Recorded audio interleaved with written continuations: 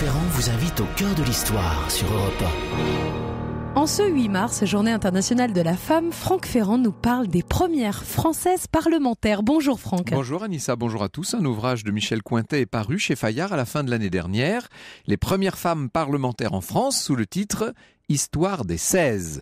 Son auteur est notre invité cet après-midi. Et pour commencer l'émission, vous nous parlez de l'une de ces 16 femmes parlementaires, Martha Desrumaux. Martha Desrumaux, un récit qui devrait faire plaisir à l'association des amis de Martha Desrumaux. Je les cite car ils nous ont apporté pas mal de documentation dans la préparation. Que voulez-vous, cette émission est participative. 1944, en attendant la fin de la guerre, l'Assemblée consultative provisoire, qui représente la résistance, tient ses séances à Alger, vous savez, depuis plus d'un an maintenant. Au terme de plusieurs semaines de débats houleux sur la future organisation du pouvoir, le général de Gaulle finit par signer un texte historique. Le 21 avril 1944, le texte reconnaît que, je cite, « Les femmes sont électrices et éligibles dans les mêmes conditions que les hommes ». Au moins ça, c'est clair. Les femmes viennent d'obtenir le droit de vote en attendant de l'exercer pour la première fois. Ce sera en avril 45, évidemment. 16 femmes sont appelées à siéger auprès des hommes de l'Assemblée consultative provisoire. Les 16 premières femmes parlementaires de l'histoire de France. C'est un aspect relativement méconnu que Michel Cointet nous fait connaître. La plupart sont d'ailleurs des femmes qui n'ont pas de nom célèbre, des diplômés issus de milieux favorisés. Parmi elles figure une femme au profil atypique. Elle est très grande d'abord, et il faut imaginer avec son béret vissé sur la tête, la voix un peu rauque, un fort accent, des mains abîmées de travailleuse. Elle est originaire d'une cité ouvrière du nord de la France. Elle n'a pas de diplôme. Cette authentique ouvrière a un parcours dont le moins qu'on puisse dire est qu'il est extraordinaire. Elle est devenue avant la guerre une immense figure du syndicalisme ouvrier, de la défense des femmes, des opprimés. Puis elle a été une héroïne de la résistance, je crois que le terme n'est pas trop fort, et elle a survécu au camp de concentration. Elle s'appelle donc Martha Desrumaux.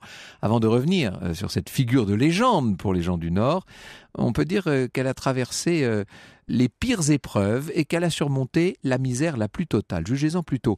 On va remonter 50 ans en arrière, presque 50 ans. En 1897, Martha voit le jour à Comines. On est à la frontière belge, à quelques kilomètres de Lille.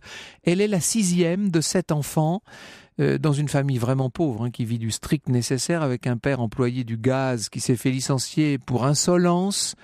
Il a été pompier volontaire par la suite et un jour d'été ensoleillé, à ce moment-là Martha a 9 ans, elle voit une large fumée grise qui s'échappe du centre-ville, elle entend le hurlement des sirènes, voit les gens qui accourent, qui s'attroupent avec d'autres enfants, elle accourt à son tour, et là au milieu de l'attroupement, devant un immeuble incendié, son père est étendu tout son long. Il s'est fait écraser par la charrette de la pompe à eau alors qu'il aidait les victimes de l'incendie, et voilà comment Martha devient orpheline. Sa mère se retrouve donc avec 7 enfants à nourrir.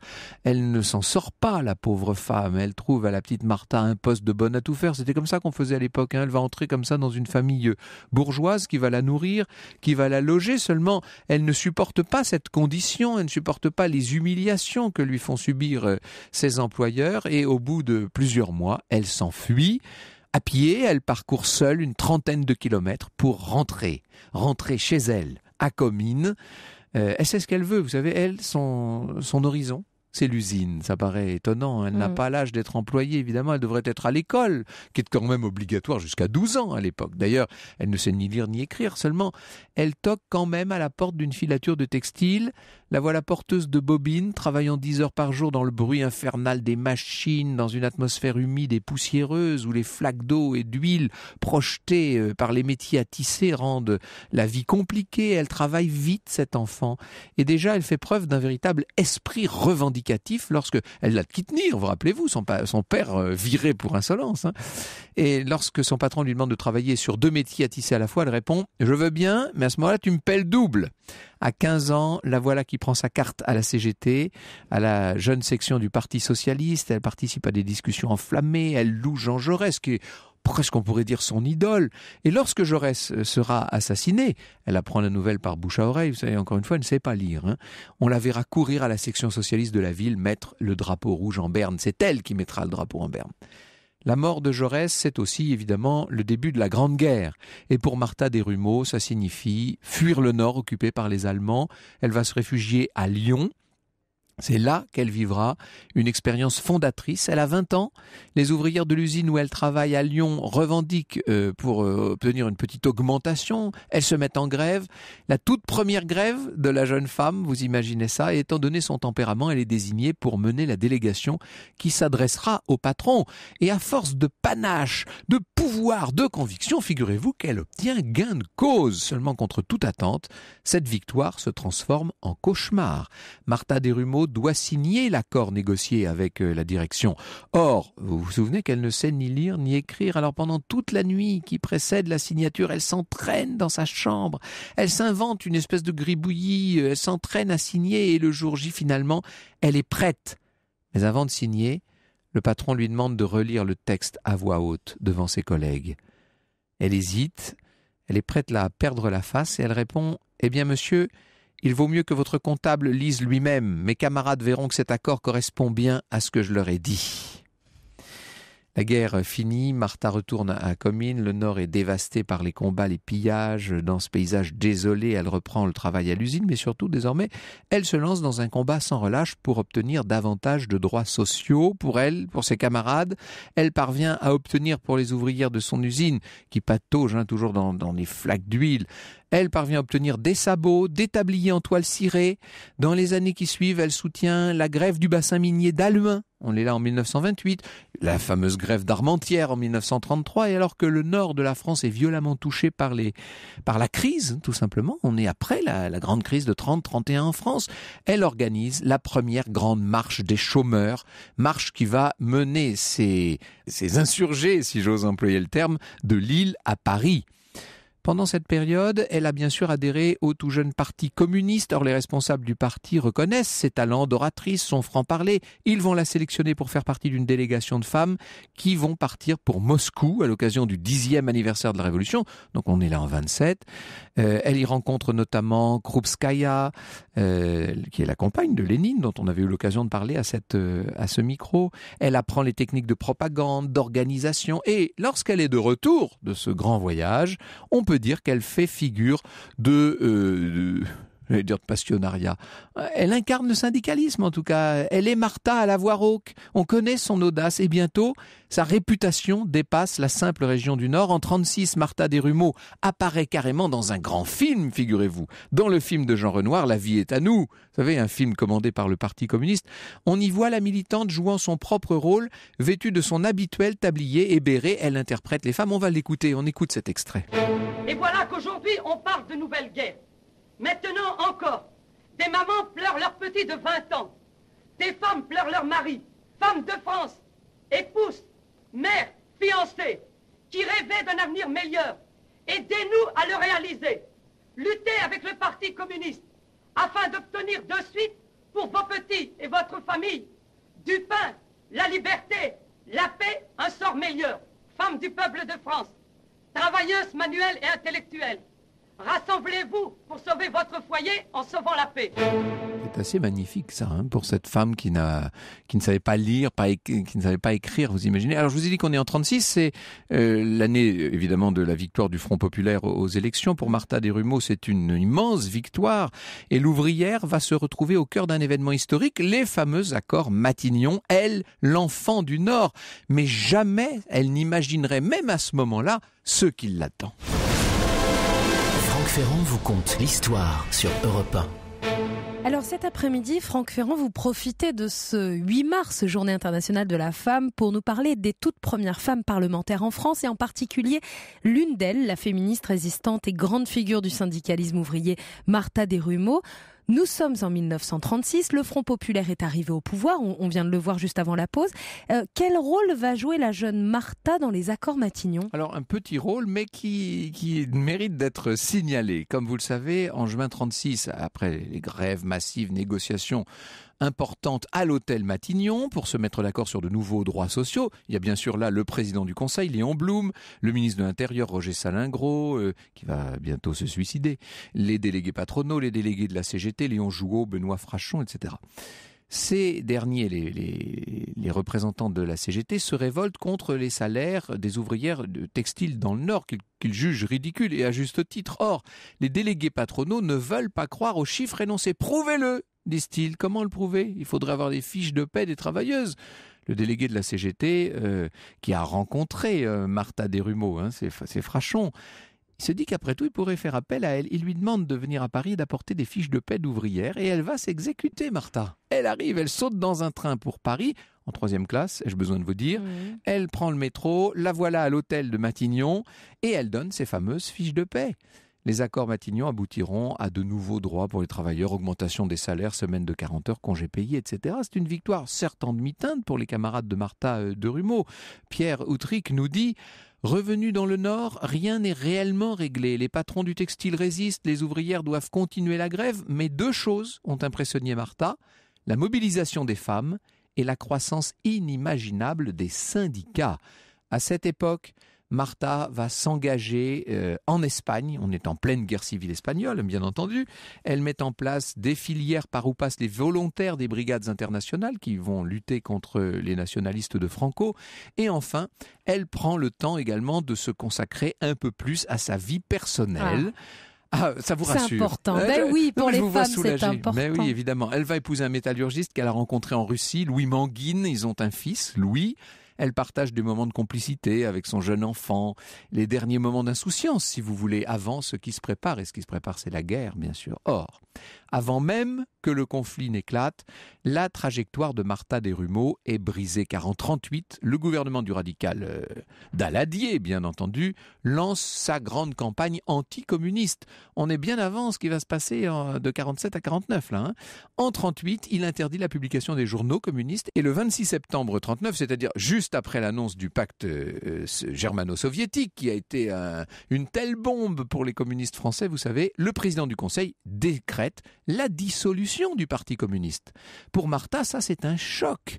Elle devient bientôt une femme recherchée, une femme traquée. Elle va s'enfuir à Bruxelles. Et là, elle contribue à assurer l'acheminement du matériel de propagande entre la Belgique et la France. Or, en mai 40, les Allemands, vous savez, l'offensive du 10 mai, ils occupent la Belgique. Il faut retourner en France. Et voilà, le nouveau, la jeune résistante dans le Nord, parce qu'on peut l'appeler ainsi maintenant, dans le Nord de la France. Elle retrouve ses camarades d'avant-guerre pour organiser cette résistance, mettre en place des réunions clandestines. Et Pierre Outric nous le raconte. Durant tout l'été, Martha Desrumaux sillonne sur sa grande bicyclette hollandaise bleu pétrole les routes du bassin minier du Nord. Les contacts se multiplient, il faut développer la lutte. Martha organise la distribution de l'enchaîné clandestin dans toute la zone interdite. Et il raconte également cet épisode. Les Allemands cherchent à se concilier la population. À Lille, rue des Ponts de Comines, ils ont installé leur centre de propagande. Plusieurs fois par semaine, les autorités allemandes invitent la population à venir chercher pain et saucissons. Pour en recevoir, il faut lever la main. Des photographes font des clichés de cette foule qui dresse les bras. Et en Allemagne, des journaux reproduisent des photos avec, pour légende, les Lillois crient « Heil Hitler ». C'est tellement facile.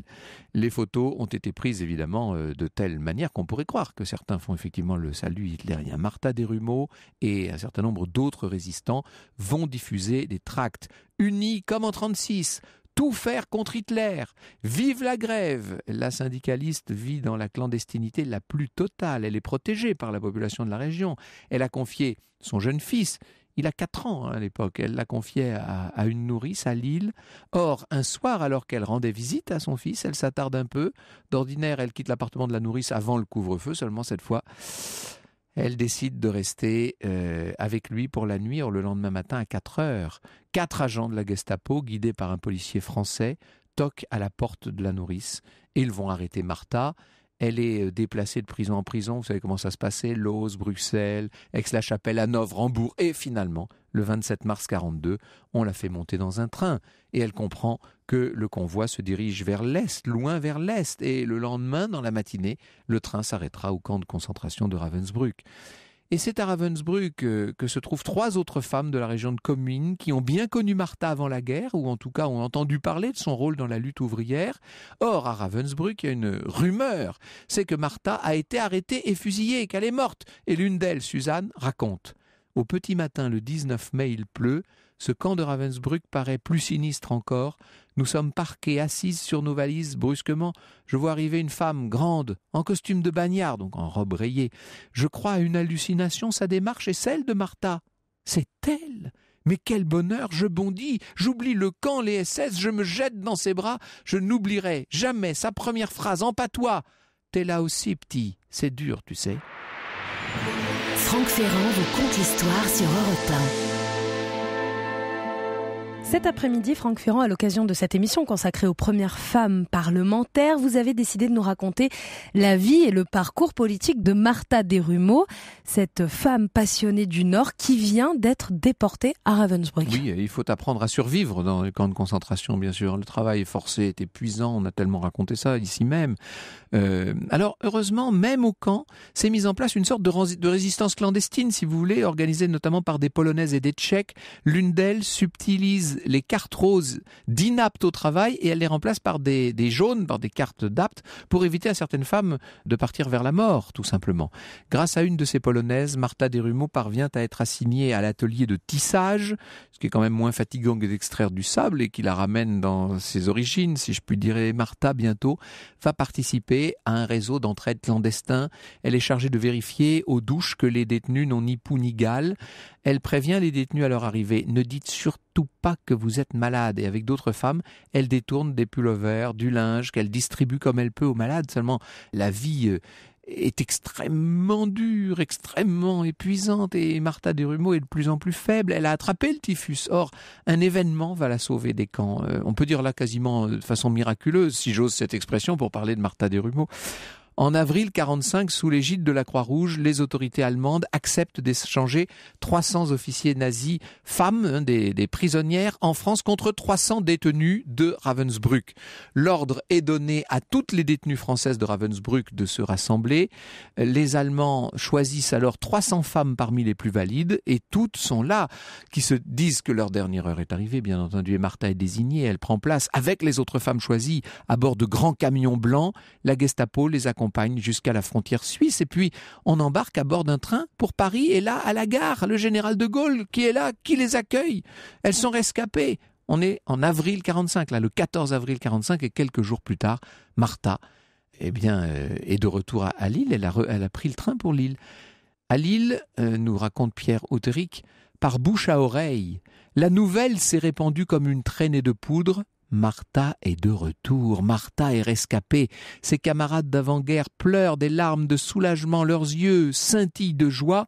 Martha savoure par la vitre entrouverte de l'express qui roule vers Lille, bruit, parfum, odeur de ce Nord qu'elle retrouve. Elle est épuisée, plus de 3 ans de camp de concentration, la maladie, le typhus qui a frappé plus de la moitié des détenus.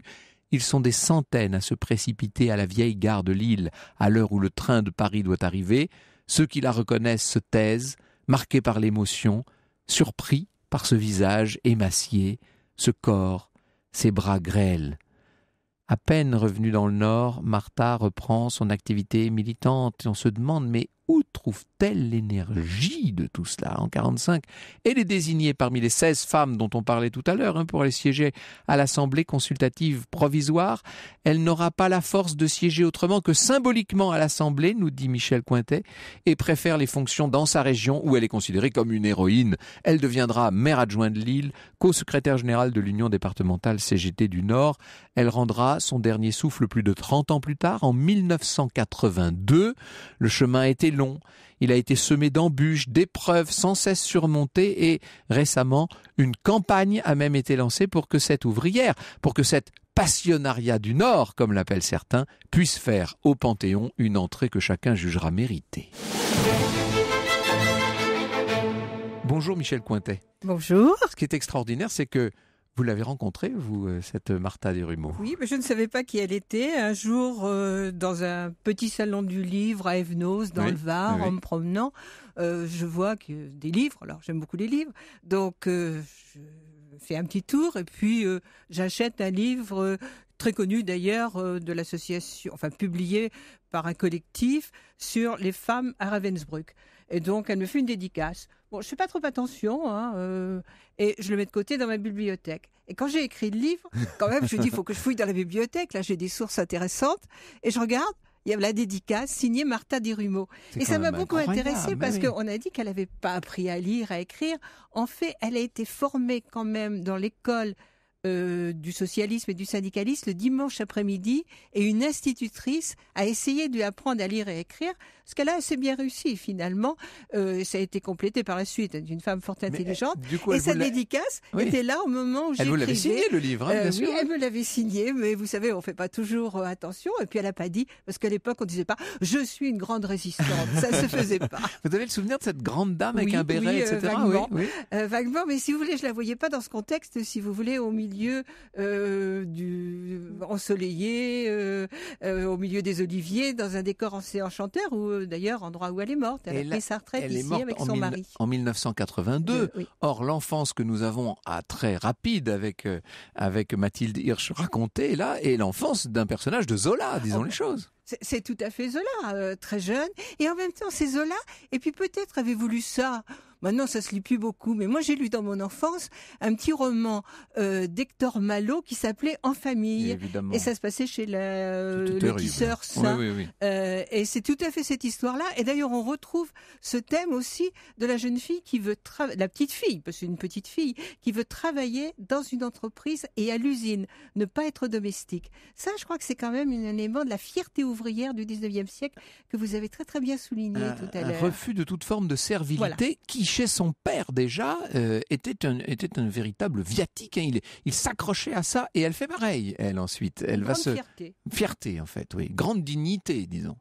Oui, une dignité ouvrière, un aspect finalement très original finalement, parce que la plupart des autres femmes qui font un peu quelque chose ne sont pas toujours fidèles à leur père. Parfois, il y a une rupture, peut-être plus dans la vie bourgeoise. Oui, ou alors on un ne peu le différent sait pas. Peut-être, oui. Ou peut-être on faisait peut-être pas très attention qu'on était un père non plus à la vocation sociale de sa fille. Non. Or là, c'est une vocation chevillée au corps, car elle n'a jamais varié, quelles que soient les circonstances, jusque dans les pires moments de la déportation. C'est bien cette dimension-là qui l'anime au fond, elle. Oui, et si vous voulez, en plus, il y a quelque chose, vous avez bien évoqué le Nord, il y a un soutien des autres femmes, parce que c'est la journée des femmes, autour d'elle. Les femmes l'ont entourée au moment de la grande grève de mai 1941, et vous savez que la grève a fini par être brisée au bout de 3 semaines. C'est pas rien, 100 000 mineurs quand même faisant grève en pleine occupation. Elle a été brisée parce que les Allemands ont obtenu du préfet qu'on supprime les tickets d'alimentation qu'on donnait chaque mois aux femmes, et là il n'y avait plus rien à manger. Et au fond, ça a été un des éléments, en plus de la lassitude. On a affamé, en fait. Ah oui, on a affamé les femmes. Et là, elles ont cédé, les hommes aussi. Oui. Bon, ils ont obtenu un petit peu de choses. Ils ont obtenu surtout du savon pour se laver. Nous sommes le 8 mars, nous avons choisi le sujet, pas par hasard, évidemment. Vous nous parlez de ces 16 femmes parlementaires. Est-ce que cette dimension féminine jouait un rôle essentiel dans l'engagement de Martha Desrumeaux? Est-ce que vous la définiriez d'une manière ou d'une autre, sous une forme quelconque, comme une féministe? Personnellement, non, je ne verrais pas une féministe, de même que la plupart des 16 femmes ne se voyaient pas comme féministes. C'est un concept qui joue assez peu sur elles. Oui, je crois. Les féministes, celles qui l'étaient avant 1940, comme Louise Weiss, on ne les a pas tellement vues à cette époque. Alors, c'est autre chose qui joue chez elles. 16 moins 1, nous venons de parler de Martha Desrumeaux, il en reste 15 qu'il faut que nous essayions d'évoquer un peu ensemble. Europe 1. Au cœur de l'histoire. Franck Ferrand. Aujourd'hui, Franck Ferrand, vous nous proposez de mieux connaître les premières femmes parlementaires à l'occasion de cette journée internationale de la femme. Et pour cela, vous avez invité Michèle Cointet. Elle est professeure émérite d'histoire contemporaine à l'Université de Tours, spécialiste de l'occupation et de l'histoire politique. Et elle est surtout l'auteure d'Histoire des 16, les premières femmes parlementaires en France. Un livre paru chez Fayard. C'est vous qui les nommez les 16 ou est-ce qu'elles existent, ces 16, j'ai envie de dire, constituées en tant que telles, Michèle Cointet? Je me demande si j'ai pas inventé le concept avec mon éditrice. Peut-être que nous étions l'une et l'autre amateurs de Balzac, l'histoire des 13. Voilà, c'est pour ça. Il y avait pas vraiment un complot. C'est à ça qu'on pense tout de alors suite. Évidemment, ça m'a fait c'est un petit peu un jeu de mots finalement, et une référence culturelle. Comment vous est venue l'idée d'écrire ce livre? Ça a été tout à fait, vous savez... ça a été un hasard de la recherche historique. Hein. Je suis professeure et chercheuse aussi. Bien sûr, oui. Passionnée d'ailleurs de recherche et d'écriture. Donc il y a une quinzaine d'années, je travaillais sur Alger, sur l'assemblée consultative que peu de gens connaissaient, et en feuilletant les débats. Des chapitres les plus intéressants de l'histoire de la Seconde Guerre mondiale. Hein, mais ça a duré 2 ans et personne n'en parle. Et il s'est fait tellement de choses. On pourrait presque dire que toutes les grandes idées des deux républiques qui vont s'installer à l'issue de la Seconde Guerre mondiale sont nées là, à Alger, dans ce creuset, en fait. Oui, avec des hommes très connus. Le président, c'est Félix Segouin qui va devenir chef du gouvernement. Vincent Auriol, qui deviendra notre premier président de la 4e République, en faisait partie. Beaucoup de parlementaires s'y retrouvaient et y travaillaient avec le CFLN de Gaulle et de Giraud étant éliminé assez vite. Et cette assemblée est effectivement très prolifique et elle s'est ouverte à des femmes. Alors, regardant les débats, je vois quelques noms. Bon, ça me disait pas grand-chose, Madame Hutel. Et puis, je vois Lucie Aubrac. Bon. Ça me disait. Et puis, les autres, vraiment, non. Pourtant, je connais pas mal de parlementaires. Dans l'histoire de la 4e République, j'ai contribué au dictionnaire de la 4e République. Et donc, j'avais mis ça de côté, j'en trouve 16. Et alors, à ce moment-là, une petite circonstance, je l'ai mis de côté. Et je le montre à ma fille, qui était alors étudiante. Et je lui dis, tiens, regarde, c'est intéressant. Oh, elle me dit, mais c'est extraordinaire, il faut que tu fasses un livre là-dessus. Oh, j'ai dit, tiens, c'est facile de faire un livre. J'ai pas de renseignements. C'est ça. Alors, j'avais quand même laissé ça de côté, et puis par engagement avec ma fille, si vous voulez, à certains égards, chaque fois que je trouvais un petit renseignement, je le mettais dans la boîte. Voilà, oui. Et lorsqu'il s'est agi finalement de travailler, c'était un travail plus large sur les femmes sous l'occupation, je m'y suis attelée et j'ai eu l'impression de revenir à ma jeunesse d'étudiante, c'est-à-dire de faire un vrai travail de collecte. Il a fallu faire des biographies très minutieuses, et de ces biographies, ensuite on tire des groupes. Et ces groupes ont une signification, ce qui évite évidemment l'anachronisme et qui donne des indications sociales et politiques. Qui est à l'origine de l'ouverture de cette assemblée d'Alger aux femmes? Alors, à quelques femmes, parce que ça reste quand même ultra minoritaire. Et puis elles sont arrivées par un cheminement assez long, pas tout en même temps. Elles ne se sont pas réunies tout à Alger, puis ensuite elles se sont réunies au Luxembourg, au Palais du Luxembourg, et là elles sont plus nombreuses. Je pense que c'est une idée de De Gaulle lui-même. C'est une idée de De Gaulle lui-même parce qu'il est en rivalité avec Giraud. Et voilà. Et à Alger, on est très surveillé, ou du moins ce qui se passe à Alger, dernière capitale de la France, sous l'occupation, ce qui se passe à Alger est surveillé, mais en même temps fascine les représentants étrangers qui sont anglais et américains.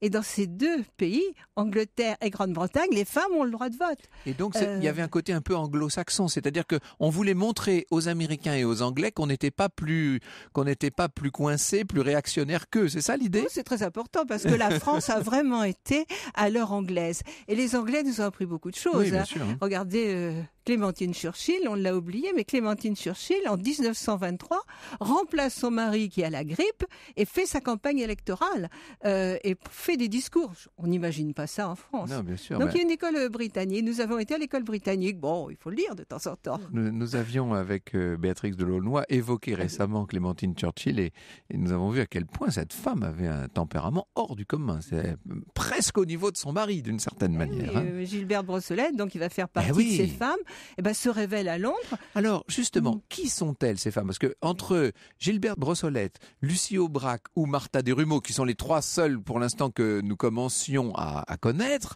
le moins qu'on puisse dire, c'est qu'elles ne viennent pas des mêmes milieux, qu'elles n'ont pas du tout le même parcours, ni le même engagement. Finalement, qu'est-ce qui les réunit, ces femmes, et comment? Ce qui les réunit, c'est qu'elles ont participé d'une certaine façon à la résistance, voilà. Ou elles sont associées par des résistants à l'image de la résistance. Parce que parmi elles, quand même, il faut bien dire que presque le tiers sont des veuves de héros, donc Gilberte Brossolette, Mathilde Gabrielle Péry, bien sûr, oui. Madame Viennot, André Viennot, ce sont des veuves, ou bien ce sont des femmes, alors ça c'est plus extraordinaire, qui pendant la guerre, résistantes, ont sauvé leur mari. Alors bien sûr, Lucie Aubrac, qui a fait une sorte de coup de main armé pour libérer non seulement son mari, mais aussi ses compagnons. On faisait partie, la jeune Annie Hervé, et puis une qui est peut-être un petit peu différente, parce que moins à gauche, pas du tout engagée au départ, Marie-Hélène Le Faucheux, qu'on a un peu oubliée, qui est la femme du premier directeur de Renault nationalisé. Et c'est une jeune femme donc qui a fait Sciences Po, mais qui appartient à la bonne bourgeoisie et qui ne travaille pas, qui n'a pas de vocation du tout à être à l'extérieur, mais qui a sauvé son mari en allant le chercher à Buchenwald. Et ça, c'est une action un peu personnelle liée sans doute à une certaine aide, puisqu'elle a fait partie du Comité parisien de libération. Elle connaissait tout le monde à ce moment-là au gouvernement. Mais presque un an plus tard, elle a participé volontairement aussi. Elle est partie pour avoir son rôle dans la libération des camps de concentration, parce qu'elle s'aperçoit que les déportés n'ont pas la priorité. C'est les Américains qui dirigent, qui va partir. On est encore en opération militaire. Donc, ils font partir d'abord les prisonniers de guerre, parce que ce sont des militaires, ils relèvent du monde militaire. Et les déportés, ils savent pas ce que c'est. Et donc, les déportés, on les envoie en camion. Donc, comme ils meurent tous les jours, c'est une question d'urgence. Et Marie-Hélène Le Faucheux va obtenir des Américains, par son entre-gens, ses capacités de conviction, etc., qu'ils partent en avion, comme un certain nombre d'hommes politiques emprisonnés. Ils le méritaient bien quand même. Et ce sont les siens qui sont arrivés les premiers à la gare de l'Est. Magnifique. Au Bourget. Comment, oui, puisqu'en l'occurrence c'était en avion. Comment vivent-elles entre elles, si je puis dire? Est-ce qu'il y a un lien entre ces 16 femmes? J'imagine que la minorité qui est la leur au sein de cette première assemblée favorise les rapprochements quand même. Est-ce qu'elles ont tendance à se réunir, ou est-ce qu'elles sont chacune dans son domaine? Elles ne sont pas en rivalité. Elles ne sont pas en train non plus, elles sont pas très organisées. Elles sont dans leur groupe, parce que certaines respectifs. Oui, elles sont souvent dans leur groupe respectif, bien accueillies par les hommes ils les ont choisis. Alors c'est normal qu'ils les accueillent bien. Et à un certain moment, elles sont pas très politisées au départ. Elles n'ont pas l'habitude, les femmes, de la politique. La plupart, en tout cas. Oui. Elles ne savent pas. Il y en a quelques-unes qui ont appartenu à un Martha parti. Desrumaux est bien politisée. Et puis Vaillant-Couturier aussi. Oui, voilà. Celle du et Parti Madame communiste. Perriot aussi, Gabrielle Perriot aussi. Oui, mais c'est pas elles qui ont le plus d'action. Alors celles-là, elles sont dans leur parti. Elles font un peu ce que leur dit le parti, d'ailleurs. Mais d'autres n'ont pas d'adhésion. L'une d'elles, va essayer de les réunir pour une action très précise, et elle va faire un intergroupe féminin. C'est le premier intergroupe féminin pour obtenir une loi, parce qu'évidemment, elles vont faire un travail législatif important. Et pour cette loi, c'est l'accès des femmes à la magistrature. C'était encore une des bastilles à prendre. Il n'y avait que des hommes parmi les magistrats. Et ça a bien changé, n'est-ce pas? Ah oui. Mais certains le regrettent peut-être. Et en 1944, elle lance donc cette loi.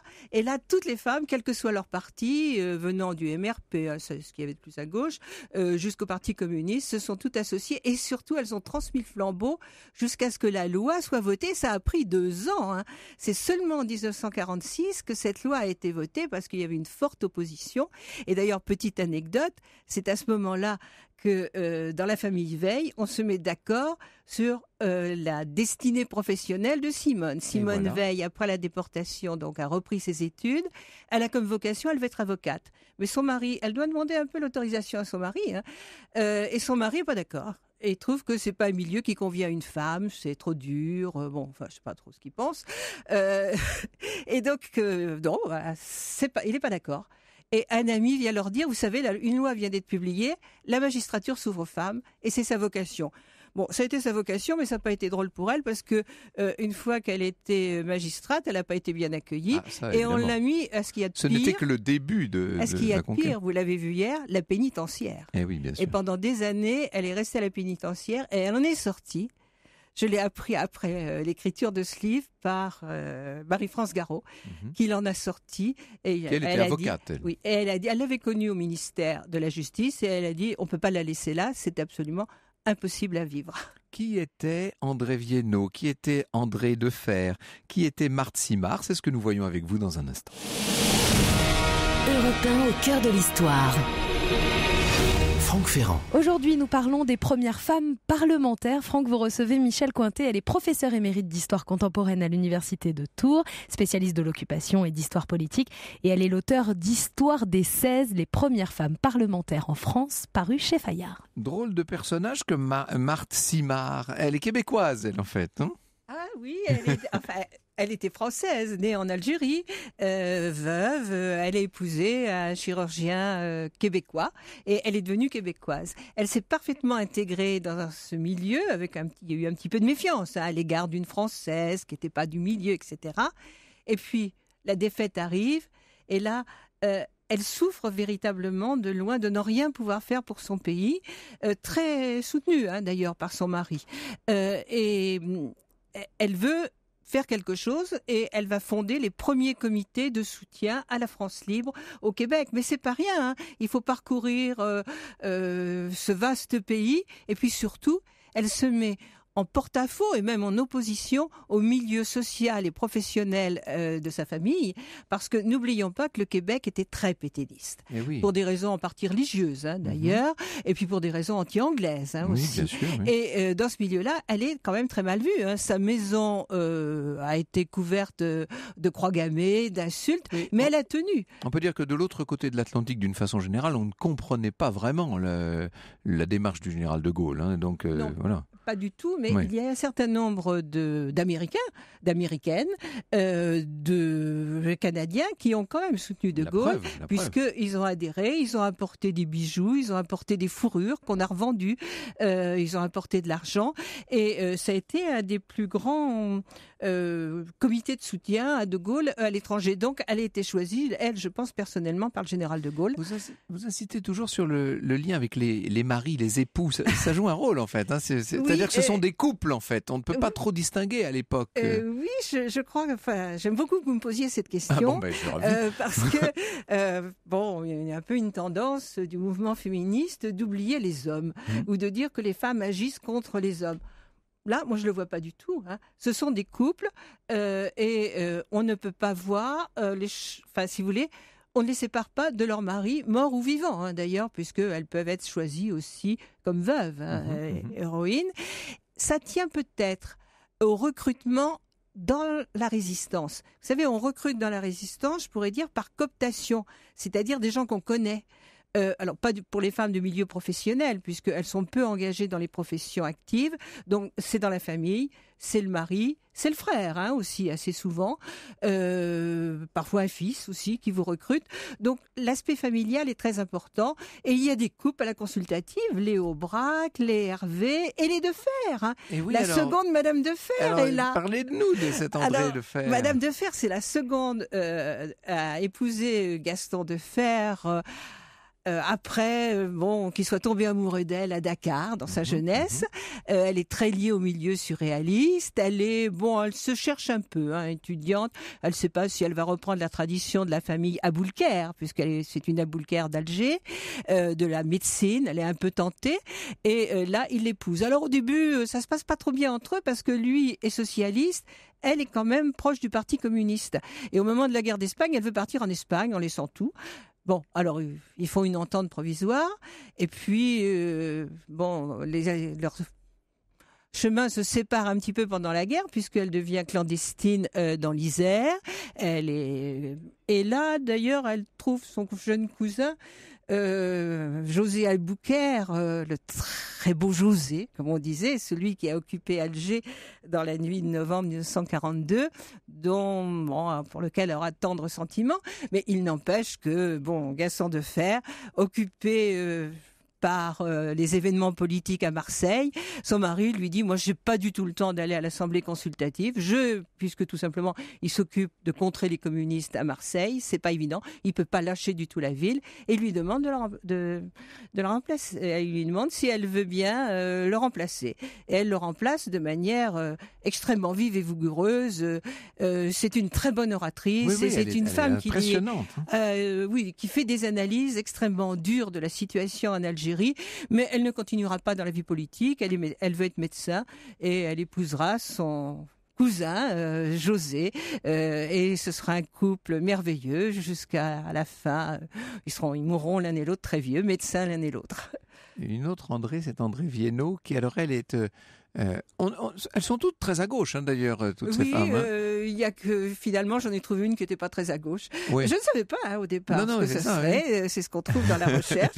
Alors André Viennot, elle, c'est l'opposé de Martha Desrumaux quand même. Alors voilà, oui, elle vient de la haute société. C'est cette diversité quand même de la résistance qu'il ne faut pas oublier. Elle appartient à la famille Mayrisch, c'est-à-dire un grand sidérurgiste du Luxembourg. Actuellement, c'est ArcelorMittal. Oui, c'est ça. Fille unique, une des plus riches héritières, mais en même temps, elle appartient à une famille aussi très cultivée et une famille d'industriels ayant un sens social et un goût pour la paix, pour les institutions de paix. Bon, sa mère est amie de Gide. Sa mère a fondé le premier lycée de jeunes filles laïque.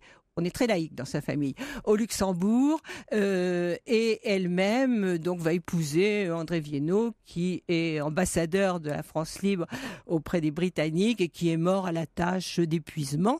Elle, c'est une femme finalement qui appartient à la grande bourgeoisie, mais qui s'est dévouée, au fond, elle a des enfants, mais elle s'est dévouée finalement à la fois aux intellectuels.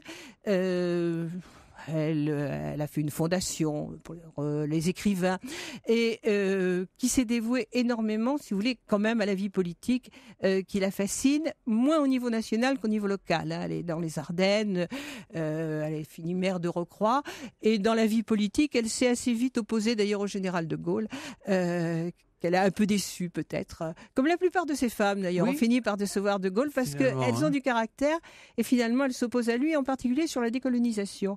Et elle a été une des fondatrices du PSA d'abord, ensuite du PSU. Quand vous dites qu'elle s'oppose au général de Gaulle sur la décolonisation, parce qu'elle trouve qu'il ne va pas assez vite. Ah oui, c'est elles ça. sont décolonisatrices, mais la tradition Viennot avait tous ses secrétaires d'État en 1936 de Léon Blum, et c'est lui qui avait fait le statut menant plus tard à l'indépendance de la Syrie et du Liban.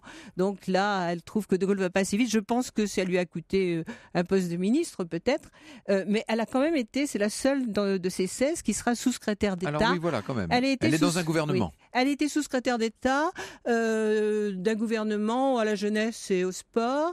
Et je crois, maintenant j'ai trouvé ça après, l'écriture du livre là aussi, je crois que c'est Suzanne Bidot, la femme de Georges Bidault, ministre des Affaires étrangères, qui a suggéré son nom. Ah, c'est amusant. Donc vous voyez, c'est là, c'est un Solidarité milieu... féminine, là. Ah, certainement. Incontestablement même. Je me rends compte qu'on n'a pas parlé de Marie-Claude Vaillant-Couturier ou de Lucie Aubrac, la beaucoup plus célèbre Lucie Aubrac, sur laquelle nous avons eu l'occasion de faire des émissions, bien sûr. Je renvoie nos auditeurs à votre ouvrage, Michel Cointet, paru chez Fayard, Histoire des 16, les premières femmes parlementaires en France. Et puis, pour ceux qui voudraient en savoir davantage sur cette incroyable Martha Desrumaux, sur cette femme du Nord, ouvrière, syndicaliste, déportée et féministe, avec une préface de Maryse Dumas, secrétaire de la CGT, l'ouvrage de Pierre Outéric, qui est donc une biographie illustrée de Martha Desrumaux. Europe 1, au cœur de l'histoire. Franck Ferrand. À l'occasion de la Journée internationale de la femme, aujourd'hui, en ce 8 mars, Lorena Martin a une exposition à vous faire découvrir. Bonjour Lorena Martin. Bonjour Franck. Alors, nous sommes à Reims, car une exposition se tient à partir de demain et jusqu'au 28 mars à la mezzanine des Halles du Boulingrin de Reims. Elle sera inaugurée ce soir à 18h30 et Reims a choisi de commémorer la fin de la Grande Guerre et la Journée internationale de la femme avec cette exposition qui rend hommage aux femmes qui ont réussi à maintenir la vie et l'activité à l'arrière du front pendant la Première Guerre mondiale. On a eu l'occasion, à l'occasion de ce centenaire de la Grande Guerre, on a beaucoup parlé du rôle des femmes et c'est bien de leur consacrer une exposition parce que là on va voir les choses en fait, Oui. c'est ça. Donc Reims a été cette ville de front pendant la Grande Guerre et qui a subi de nombreuses destructions. On se souvient de l'incendie de la cathédrale et à partir de ce moment-là, elle va devenir le symbole d'une résistance héroïque. Des monuments d'ailleurs seront érigés dans les années 20, c'est le cas du monument aux infirmières, place Aristide Briand, et il y aura d'ailleurs ce soir une cérémonie d'hommage aux infirmières à 17h devant ce monument. Et les infirmières aussi sont à l'honneur dans cette exposition, donc qui s'appelle « Elles aussi étaient en guerre ». Et où il est question par exemple de Marie-Clémence Fouriot, une autre oubliée, on va dire, une institutrice et infirmière rémoise qui a protégé des enfants et des blessés. Et elle était à la tête d'un hôpital militaire. Et cette exposition présente une dizaine de scénettes, de scènes reconstituées. On a fait comme des period rooms, c'est ça? Oui, avec des mannequins et oui. des objets d'époque pour illustrer cette mobilisation des des femmes, à Reims, mais bien sûr au-delà. Et il y a des séquences de la vie de ces femmes qui sont mises en scène. Et on découvre notamment donc les infirmières, on découvre comment cette société s'organise en réalité en temps de guerre. Fait, les femmes sont bien obligées, une grande partie des hommes étant partis pour le front, il faut prendre le relais, il faut assurer un certain nombre de fonctions dans tous les domaines, à la campagne, à la ville, etc. À l'usine, bien sûr. Bon, ça, on a souvent vu les photos. Munitionnettes, notamment ces femmes embauchées dans l'industrie de guerre. Les paysannes dont vous parliez, donc elles labouraient, elles conduisaient des charrues, donc c'est très important de voir leur rôle. Et puis on en disait un mot à propos certes de la Seconde Guerre mondiale, mais c'est déjà le cas pendant la Première Guerre mondiale. D'ailleurs, on avait fait l'émission l'autre jour avec Historia là-dessus. Ce sont les espionnes, en fait. Oui, il est question notamment de Louise de Bétigny, Gabrielle Petit, Marthe Richer. Et donc, il est question aussi du veuvage et des difficultés financières aussi que cela va entraîner. Donc, c'est une exposition avec différentes, je vous disais, une dizaine de scénettes. Donc, à la fois les paysannes, les ouvrières, les espionnes, les veuves, etc. Merci beaucoup. Lorena, c'est donc à la mezzanine des Halles du Boulingrin et vous pouvez visiter ça à partir de demain matin. Europe 1, au cœur de l'histoire. Retour aux origines. Alors aujourd'hui, Franck, c'est un retour aux origines un petit peu original puisque vous allez nous expliquer d'où vient l'usage du dessin pour représenter les différents protagonistes lors d'un procès. Oui, alors la présence des dessinateurs dans les prétoires est liée à l'interdiction d'introduire des caméras et des appareils photo dans une salle d'audience. Vous savez, la loi du 6 décembre 1954, qui elle-même modifiait celle du 29 juillet 81 sur la liberté de la presse, prohibe, je cite, c'est l'article 38 ter, on est très juridique aujourd'hui dans cette émission, elle prohibe tout appareil permettant d'enregistrer, de fixer ou de transmettre la parole ou l'image. Alors à la suite d'une série de procès perturbés par les journalistes, cette loi avait été votée dans le but tout simplement de préserver la sérénité des débats pour pas que la justice devienne un spectacle. C'était ça l'idée. L'article 308 du Code de procédure pénale rappelle qu'elle s'applique dès l'ouverture de l'audience. On a tous vécu ça ou vu ça, c'est-à-dire que vous voyez les journalistes qui font leurs photos, etc., leurs films avant que la séance soit levée, et dès que le président déclare la séance ouverte, hop, tout le monde s'envole comme une volée de moineaux, et vous avez Alors il y a quand même une exception. On se rappelle le procès de Klaus Barbie en 1985, qui à des fins pédagogiques avait été, c'était le garde des Sceaux de l'époque, Robert Badinter, qui avait fait adopter une loi pour créer des archives audiovisuelles de la justice, et donc on avait filmé Il y a seulement 5 procès pour l'instant qui ont été filmés, toujours dans le même registre, Klaus Barbie, Paul Touvier, Maurice Papon, et puis aussi le procès en première instance et en appel de la catastrophe AZF et le procès dit Pinochet, procès des 17 responsables de la disparition de 4 franco-chiliens sous la dictature de Pinochet au Chili. Enfin vraiment, ce sont des exceptions. La représentation imagée d'une audience judiciaire dépend donc à partir de là des dessinateurs, et on va voir les dessinateurs qui sont là avec leur feutre, leur crayon de couleur, leur craie grasse, leur encre de Chine, leur aquarelle, que sais-je, et qui dessinent les différents acteurs, les témoins, bien sûr les accusés qui ont généralement leur faveur. Parmi les plus célèbres de ces dessinateurs de justice, si je puis dire, on cite forcément Honoré Daumier, qui a dessiné Croquet, magistrat, avocat, procureur, juge dans toutes les fonctions et dans toutes les possibilités. Notamment, on se rappelle sa série consacrée aux gens de justice. 38 lithos publiés par le Charivari de 1845 à 1848. Mais des dessinateurs beaucoup plus récents, comme Cabu ou comme Riss, se sont aussi un temps fait une spécialité de ces dessins de justice. Au cœur de l'histoire sur Europe 1.